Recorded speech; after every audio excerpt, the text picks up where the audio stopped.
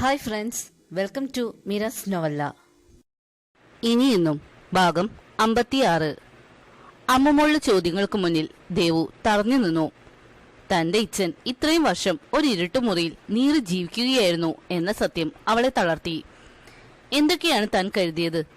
തന്നെ കാണാൻ വരാഞ്ഞത് തന്നോടുള്ള വെറുപ്പുകൊണ്ടാവും എന്നല്ലേ? ചങ്കു പറയുന്ന വേദനയിലും എല്ലാവരിൽ നിന്നും അകന്നു പോകാൻ തീരുമാനിച്ചതും ആ ഒരാളുടെ ജീവിതത്തിൽ താൻ കാരണം അപമാനമോ നാണക്കേടോ ഉണ്ടാവരുത് എന്ന് കരുതിയത് കൊണ്ടല്ലേ? എന്നിട്ടിപ്പോ എന്താണ് താൻ കേൾക്കുന്നത്? ആരെയും കാണാതെ പുറത്തേക്കൊന്നും ഇറങ്ങാതെ ഒരു ഇരുട്ടുമുറിയിൽ സ്വയം ശിക്ഷിച്ച് ജീവിക്കുകയായിരുന്നു എന്നോ? അതും തന്നോടുള്ള പ്രണയത്തിന്റെ പേരിൽ. ഓർക്കവേ നെഞ്ചിൽ വല്ലാത്ത ഭാരം തോന്നി ദേവുവിന്. അവളുടെ കണ്ണുകൾ നിറഞ്ഞൊഴുകി. ഹൃദയമിടിപ്പ് വല്ലാതെ ഉയർന്നു. ഇനിയും തന്റെ ഇച്ഛനെ കാണാതെ ഒരു നിമിഷം വൈകിയാൽ താൻ ശ്വാസം മുട്ടി മരിച്ചു പോകും എന്നവൾക്ക് തോന്നി. അവൾ തിരിഞ്ഞ് മുകളിലേക്കുള്ള സ്റ്റെപ്പുകൾ ഓടിക്കയറി. ആ സമയം അത്രയും അവളുടെ മനസ്സിൽ അവളുടെ ഇച്ഛൻ മാത്രമേ ഉണ്ടായിരുന്നുള്ളൂ. കരഞ്ഞുകൊണ്ട് ഓടിപ്പോകുന്ന ദേവുവിനെ കണ്ട് അവൾക്ക് പിന്നാലെ പോകാൻ പോയ അനുവിനെ അമ്മ പിടിച്ചു നിർത്തി. എനിക്കെന്റെ അമ്മയെയും പപ്പയെയും വേണം അനൂസേ, അവർ സംസാരിക്കട്ടെ. അവളുടെ സംസാരം കേട്ടതും ആ കുഞ്ഞു മനസ്സിൽ അവൾ എത്രമാത്രം അവരെ ഒന്നിച്ചു കാണാൻ ആഗ്രഹിക്കുന്നുണ്ട് എന്ന് അനുവിനും അവിടെ കൂടി നിന്ന എല്ലാവർക്കും മനസ്സിലായി. അനു അമ്മുമോളെ ചേർത്ത് പിടിച്ചു. മുകളിലേക്ക് കയറിയതും ദേവു കണ്ടു അടഞ്ഞു കിടക്കുന്ന ദേവിയുടെ മുറി. വാതിലിൽ കൈവച്ചതും അവളുടെ കൈകൾ വിറച്ചു. മനസ്സിൽ വല്ലാത്ത സങ്കടം നിറഞ്ഞു. ഒരു നിമിഷം കണ്ണടച്ചു നിന്നതും കൺമുന്നിൽ ചിരിച്ചു നിൽക്കുന്ന ദേവിയുടെ മുഖം തെളിഞ്ഞു വന്നു. ആ പുഞ്ചിരി അവളുടെ ചൊടികളിലും വിരിഞ്ഞു. അതേ ചിരിയോടെ അവൾ കണ്ണുകൾ തുറന്ന് വാതിലിൽ മെല്ലെ തള്ളി. തുറന്ന വാതിലിനിടയിലൂടെ അകത്തെ റൂമിലെ കൂരിരുട്ട് കണ്ടതും അവളുടെ ചങ്കു പിടഞ്ഞു. അവൾ തപ്പിപ്പിടിച്ച് റൂമിലെ ലൈറ്റ് ഇട്ടു. കട്ടിലിൽ കമന്നു കിടക്കുന്ന രൂപത്തെ കണ്ടതും അവൾ ഞെട്ടി ഒരടി പിന്നിലേക്ക് വെച്ചു. അമ്മുമോളെ, ലൈറ്റ് ഓഫ് ആക്കൂ. പപ്പ പറഞ്ഞിട്ടില്ലേ പപ്പയ്ക്ക് ലൈറ്റ് ഇഷ്ടമില്ലെന്ന്? അത് ഓഫാക്കാതെ മോൾ പപ്പയുടെ അടുത്തേക്ക് വരണ്ട കേട്ടോ. പ്രകാശം അടിച്ചതും തലയിണയിൽ മുഖം മറച്ച് സംസാരിക്കുന്നവനെ കണ്ടതും ദേവുവിന് സങ്കടവും ദേഷ്യവും വന്നു. അവൾ ഒന്നും പറയാതെ ലൈറ്റ് ഓഫാക്കി ദേവിക്ക് അടുത്തേക്ക് നടന്നു. അവനടുത്ത് ചെല്ലും തോറും അവളിലെ ദേഷ്യം മാറി പ്രണയം നിറഞ്ഞു. അവൾ ഒന്നും പറയാതെ കമന്നു കിടക്കുന്നവന്റെ പുറത്തു കയറി കിടന്നു. അവളുടെ പ്രവൃത്തിയിൽ ദേവി ഞെട്ടിത്തെറിച്ചു കിടന്നു. അതെ, തന്നെ പൊതിയുന്ന പരിചിതമായ മണത്തിൽ നിന്നും തന്റെ നഗ്നമായ പുറത്തു പതിക്കുന്ന കണ്ണുനീരിന്റെ ചൂടിൽ നിന്നും താൻ ഇത്രയും കാലം കാത്തിരുന്നവൾ തനിക്കരികിലെത്തി എന്ന് അവന് മനസ്സിലായി. അവൻ ഒറ്റ മറിച്ചിലിൽ ദേവുവിനെ അവനടിയിലാക്കി. ഇരുട്ടായ കാരണം അവളുടെ മുഖം കാണാഞ്ഞതും അവൻ കൈയെത്തിച്ച് ലൈറ്റിട്ടു. എന്നാൽ പെട്ടെന്ന് പ്രകാശം പരന്നതും അത്രയും വർഷം വെളിച്ചം കാണാത്തതിനാൽ അവന്റെ കണ്ണുകൾ പുളിച്ച് കണ്ണ് ഇറുക്കിയടച്ചു. അത് കണ്ടതും ദേവു പൊട്ടിക്കരഞ്ഞു. വെട്ടിയൊതുക്കാത്ത മുടിയും കറുപ്പ് പടർന്ന കൺതടങ്ങളും നീണ്ടു വളർന്ന താടിയും ശോഷിച്ച ശരീരവും അവൻ ഇത്രയും കാലം അനുഭവിച്ച വേദന അവൾക്ക് കാണിച്ചു കൊടുത്തു. സങ്കടം സഹിക്കവയ്യാതെ അവൾ ഉറക്കി കരഞ്ഞു. ദേവുവിന്റെ കരച്ചിൽ കേട്ടതും ആയാസപ്പെട്ട് ദേവി കണ്ണു വലിച്ചു തുറന്നു. തനിക്കടിയിൽ മുഖം പൊത്തിക്കിടന്ന് കരയുന്നവളെ കാണുകെ അവന്റെ ഹൃദയത്തിൽ ഭാരമേറി. അവൻ ബലമായി അവളുടെ കൈകൾ പിടിച്ചുമാറ്റി. വർഷങ്ങൾക്ക് ശേഷം തന്റെ പ്രാണനായവളെ കൺമുന്നിൽ കണ്ടതും അതുവരെ തോന്നിയ സങ്കടം മാറി സന്തോഷം നിറഞ്ഞു. ഭദ്രേ! അവന്റെ വിളി കേട്ടെങ്കിലും അവൾ മറുപടി പറയുകയോ കരച്ചിൽ നിർത്തുകയോ ചെയ്തില്ല. ഭദ്രേ, ഒന്ന് കണ്ണു തുറക്കടി. നിന്നെ കാണുവാൻ വേണ്ടിയല്ലടി നിന്റെ ഇച്ഛൻ ഇത്രയും കാലം കാത്തിരുന്നത്. അത് പറയുമ്പോൾ അവന്റെ ശബ്ദം ഇടറി. കണ്ണുകൾ നിറഞ്ഞു. കണ്ണുനീർ അവളുടെ മുഖത്ത് പതിച്ചു. ദേവു നീട്ടി കണ്ണു തുറന്നു. ഇച്ഛ! നിയന്ത്രണം വിട്ട് ദേവി അവളെ ആഞ്ഞു പുണർന്നു. മുഖം മുഴുവൻ ചുംബനങ്ങളാൽ മൂടി. അവളും അവനും ഒരുപോലെ കരഞ്ഞു. കൊച്ചേ! പ്രണയാദ്രമായി ദേവി വിളിച്ചതും അതേ നിമിഷം ദേവു അവന്റെ അതരങ്ങൾ സ്വന്തമാക്കി. ദേവി ഒന്ന് പകച്ചെങ്കിലും അവനും ആ ചുംബനത്തിൽ ലയിച്ചു ചേർന്നു. വർഷങ്ങളായി ഇരുവരും അനുഭവിച്ചിരുന്ന ദുഃഖങ്ങളെല്ലാം ആ ചുംബനത്തിലൂടെ അവർ പങ്കുവച്ചു. ശ്വാസം വിലങ്ങിയതും അവർ പരസ്പരം അകന്നുമാറി. ഇരുവരുടെ ചുടികളിലും പുഞ്ചിരി വിരി. അവൾ അവന്റെ വളർന്ന താടിയിലൂടെയും മുടിയിലൂടെയും വിരലോടിച്ചു.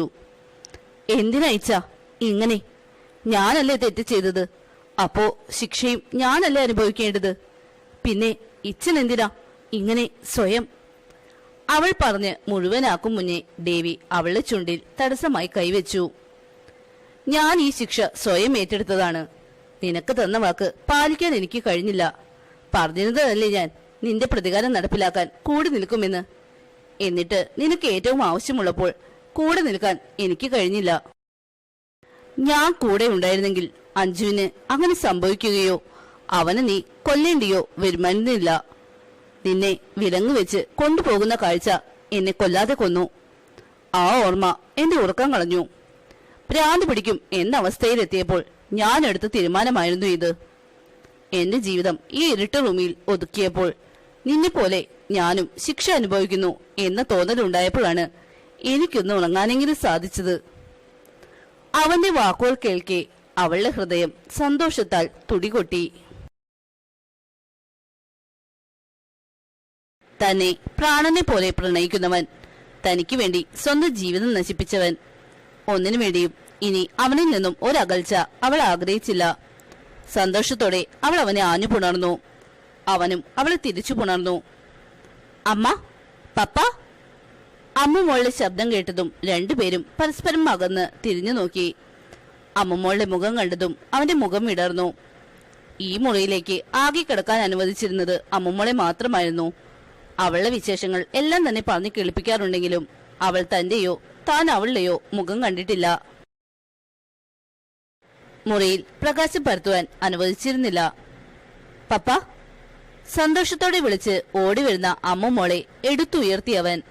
മുഖം മുഴുവൻ ചുംബനങ്ങളാൽ മൂടി. അമ്മുമോളുടെ പൊട്ടിച്ചിരി ആ മുറി ആകമാനം നിറഞ്ഞു നിന്നു. കണ്ടോ അമ്മ, ഞാൻ പറഞ്ഞില്ലേ അമ്മേനെ കണ്ടാൽ എനിക്ക് എന്റെ പപ്പയെയും കിട്ടുമെന്ന്. ഇപ്പൊ കണ്ടോ? ഇനി അമ്മുമോൾക്കും സ്കൂളിൽ ചെന്ന് പറയാലോ എനിക്കൊപ്പം എന്റെ അമ്മയും പപ്പയും ഉണ്ട് എന്ന്. എല്ലാവർക്കും നിങ്ങൾക്കൊപ്പമുള്ള ഫോട്ടോ കാണിച്ചു കൊടുക്കാമല്ലോ. സ്കൂളിലെ വിശേഷങ്ങൾക്ക് നിങ്ങൾ രണ്ടുപേരെയും കൈ പിടിച്ചു പോകാമല്ലോ. കണ്ണു നിറച്ച് തന്റെ ആഗ്രഹങ്ങൾ പറയുന്ന അമ്മുമോളെ കാണുകെ അവളെ ദേവിയും ദേവുവും ഇറുക്കെ കെട്ടിപ്പിടിച്ചു.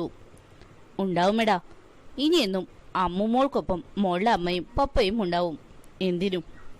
ദേവി പറഞ്ഞതും അമ്മുമോള് ദേവുവിനെ നോക്കി.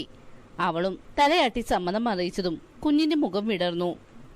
ദേവു നിർബന്ധിച്ച് മുടിയും താടിയും വെട്ടിക്കളയുവാൻ പറഞ്ഞ് ദേവിയെ ബാത്റൂമിലേക്ക് പറഞ്ഞു വിട്ടു. തിരിച്ചിറങ്ങിയ ദേവിയെ കണ്ട് ദേവുവിന്റെയും അമ്മുവിന്റെയും കണ്ണുകൾ വിടർന്നു.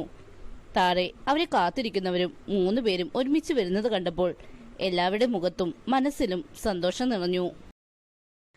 കിച്ചുവിന്റെയും കിരണിന്റെയും വീട്ടുകാരും വന്നു ചേർന്നതും അവിടെ ഒരാഘോഷം തന്നെയായിരുന്നു. കിച്ചുവിന്റെയും അഞ്ജുവിന്റെയും കല്യാണം ഏറ്റവും അടുത്ത മുഹൂർത്തത്തിൽ നടത്താൻ തീരുമാനമെടുക്കുമ്പോൾ അഞ്ജുവിന്റെ മുഖം മങ്ങുന്നത് കണ്ടതും കിച്ചുവിന്റെ അമ്മ അവളെ ചേർത്ത് പിടിച്ചു. മോളെ, കഴിഞ്ഞതൊക്കെ മറക്കണം. എന്റെ മകന്റെ ഭാര്യയായി വരുന്നവൾക്ക് വേണ്ടത് സ്വഭാവശുദ്ധി മാത്രമാണ്. അത് നിനക്ക് വേണ്ടുവോളമുണ്ട്. എന്റെ മകനെ സ്നേഹിക്കാൻ, അവനെ മനസ്സിലാക്കാൻ നിന്നെ പോലെ വേറെ ആർക്കും സാധിക്കില്ല മോളെ. അത് തന്നെയാണ് അവന്റെ ഭാര്യയാവാൻ നിനക്കുള്ള യോഗ്യത. ബാക്കിയെല്ലാം ഒരു ദുസ്വപ്നമായി കണ്ട് മറക്കണം മോള്. അവളുടെ വാക്കുകൾ കേട്ടതും സന്തോഷത്താൽ അഞ്ജുവിന്റെ കണ്ണുകൾ നിറഞ്ഞു. ആ അമ്മയെ കെട്ടിപ്പിടിച്ച് പൊട്ടിക്കരയുമ്പോൾ അവളുടെ മനസ്സിൽ നിറഞ്ഞിരുന്ന എല്ലാ അസ്വസ്ഥതകളും അവസാനിച്ചിരുന്നു.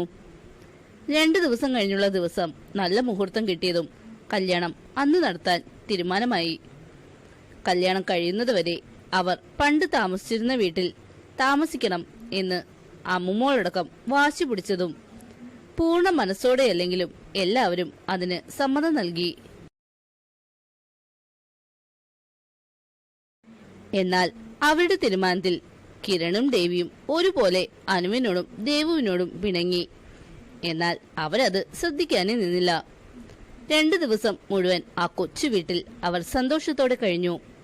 ഉമ്മയും രവിയും അവർക്ക് വേണ്ടതൊക്കെ ചെയ്തു കൊടുത്തു. കല്യാണ തലേന്ന് മേരിയും കിരണിന്റെ അമ്മയും അഞ്ജുവിന് കല്യാണത്തിന് ഇടുവാനുള്ള സാരിയും ആഭരണങ്ങളും അവൾക്ക് കൊണ്ടുകൊടുത്തു.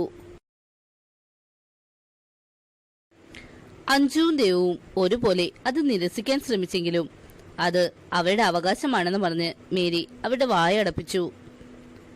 തന്റെ അടുത്തേക്ക് കല്യാണ പെണ്ണായി ഒരുങ്ങി നടന്നു വരുന്ന അഞ്ജുവിനെ കണ്ടതും കിച്ചു കണ്ണെടുക്കാതെ അവളെ നോക്കി നിന്നു.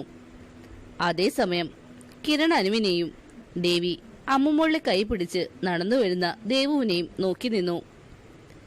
കിച്ചു താലി ചാർത്തി അഞ്ജുവിനെ തന്റെ ജീവിതത്തിന്റെയും ജീവന്റെയും പാതിയാക്കിയപ്പോൾ അവളുടെ കണ്ണുകൾ സന്തോഷത്താൽ നിറഞ്ഞൊഴുകി. സിന്ദൂരം തൊടുന്നതിനോടൊപ്പം അവളുടെ നെറ്റിയിൽ സ്നേഹചുംബനം അവൻ നൽകുമ്പോൾ അവളുടെ മുഖത്തെ നിറഞ്ഞ പുഞ്ചിരി കിരണിന്റെയും ദേവിയുടെയും നെഞ്ചിൽ ചാരി നിന്ന് അനുവും ദേവവും കൺകുളിർക്കെ കണ്ടു. പുറത്തെ മഞ്ഞു മൂടിയ മലകളെ കാണും തോറും ആ തണുപ്പ് തന്റെ മനസ്സിലും ശരീരത്തിലും വ്യാപിക്കുന്നതായി തോന്നി ദേവുവിന്. കിച്ചുവിന്റെയും അഞ്ജുവിന്റെയും കല്യാണം കഴിഞ്ഞ് ഒരാഴ്ച കഴിഞ്ഞിരിക്കുന്നു. ഇന്നലെയാണ് തങ്ങൾ 6 പേരും അമ്മും മോളും കൂടി മണാലിയിൽ എത്തിയത്. ഞങ്ങളെക്കാൾ കൂടുതൽ എക്സൈറ്റഡ് ആയത് അമ്മുമോള് തന്നെയായിരുന്നു. ഇന്ന് രാവിലെ പുറത്തു പോയതാണ് 7 പേരും. ഇച്ചന് ഒരു വീഡിയോ കോൺഫറൻസ് ഉള്ളതുകൊണ്ട് കുറച്ചു മുന്നേ ഞങ്ങൾ 2 പേരും തിരിച്ചു വന്നു. അമ്മുമോള് അവിടെ ഒപ്പമേ വരുന്നുള്ളൂ എന്ന് പറഞ്ഞ് അവർക്കൊപ്പം നിന്നു. മീറ്റിംഗ് തുടങ്ങിയതും ബാൽക്കണിയിൽ വന്ന് നിന്നതാണ് ദേവു. പിന്നിൽ കൂടി 2 കൈകൾ തന്നെ പുണർന്നതും ആ കൈയുടെ ചൂടിൽ അവൾ ഒതുങ്ങി നിന്നു. എന്താണ് ഭാര്യ, ഈ നിൽപ്പ് തുടങ്ങിയിട്ട് നേരം കുറെ ആയല്ലോ? ഒന്നുമില്ല, വല്ലാത്ത സന്തോഷം തോന്നുന്നു. ഇങ്ങനെ ഒരു ദിവസം എന്റെ സ്വപ്നത്തിൽ പോലും ഇല്ലായിരുന്നു. ഇപ്പതാ ഇങ്ങനെ ഈ നെഞ്ചിൽ ചാരി നിൽക്കുമ്പോൾ വല്ലാത്ത സന്തോഷം. ആഹാ, ഈ സന്തോഷം കുറച്ചുകൂടി കൂട്ടി തരട്ടെ എന്റെ കൊച്ചിന് ഇച്ചൻ? അവൻ ചോദിച്ചതും അവൾ സംശയത്തോടെ അവനെ തിരിഞ്ഞു നോക്കിയതും അവളുടെ ചൊടികൾ അവൻ സ്വന്തമാക്കിയതും ഒരുമിച്ചായിരുന്നു. അവളെ കൈകളിൽ കോരിയെടുത്തുകൊണ്ട് റൂമിലേക്ക് നടക്കുമ്പോൾ പരസ്പരം അറിയുവാൻ അവനും അവളും ഒരുപോലെ ആഗ്രഹിച്ചിരുന്നു. പുറത്തെ തണുപ്പിലും അവളുടെ ശരീരങ്ങൾ പരസ്പരം ചൂട് പങ്കിട്ടു. ചെറുനോവ് നൽകി അവളെ സ്വന്തമാക്കുമ്പോൾ പൂർണ്ണമായും ദേവുഭദ്ര ഡേവിഡ് ആയി മാറിയിരുന്നു. അതേ രാത്രിയിൽ അനുവും കിരണിന് സ്വന്തമായി കഴിഞ്ഞിരുന്നു. തന്റെ കൂടപ്പിറപ്പുകളുടെ ജീവിതവും രക്ഷപ്പെട്ടു എന്ന ചിന്ത അവളുടെ മനസ്സിലെ എല്ലാ കരടും മാറ്റി തന്നെ പൂർണ്ണമായി കിരണിന് സമർപ്പിക്കാൻ അവളെ സഹായിച്ചു. എന്നാൽ മനസ്സുകൊണ്ട് തന്റെ പാതിയായി കണ്ടെങ്കിലും ശരീരം കൊണ്ട് ഒന്നാവാൻ അഞ്ജുവിനും കിച്ചുവിനും സാധിച്ചില്ല. ദക്ഷ് അവളിൽ ഉണ്ടാക്കിയ മുറിവുകൾ അവളുടെ ശരീരത്തെക്കാൾ കൂടുതൽ മനസ്സിനെ ബാധിച്ചിരുന്നു. പോകെ പോകെ അവനെ സംതൃപ്തിപ്പെടുത്തുവാൻ കഴിയാത്ത ഭാര്യയാണ് താൻ എന്ന തോന്നൽ അഞ്ജുവിനെ ഡിപ്രഷൻ സ്റ്റേജിലേക്ക് എത്തിച്ചു.